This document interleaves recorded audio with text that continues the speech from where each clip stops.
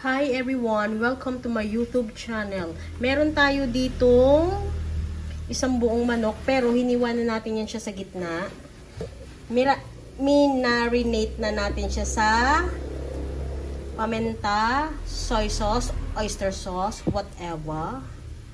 At mga siguro 1 hour na siyang nakaganyan. Siya ay ating lulutuin sa turbo. Sinalang na natin ang ating chicken.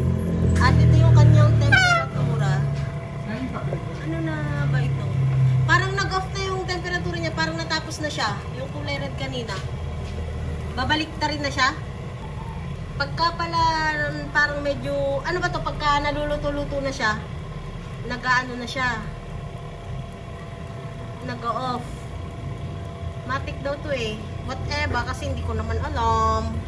Si Daddy Jowa nagluluto. At ito ang ating gagawing sausawan sa ating tinuturbong manok. Yan, meron na tayong templado na itong ating soy sauce. Ilalagay na lang natin siya dito. Itong soy sauce, tinimplahan natin ng kalamansi at saka ng asukal. Kaunting-kaunti lang at saka ng paminta. Tapos isasalin na lang siya dito. Luto na yung ating tinurbong manok at nakahanda na rin ang sausawan natin.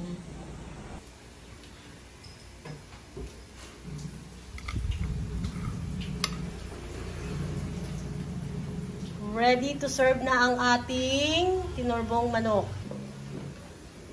Maraming salamat sa panonood at ingat tayo lagi.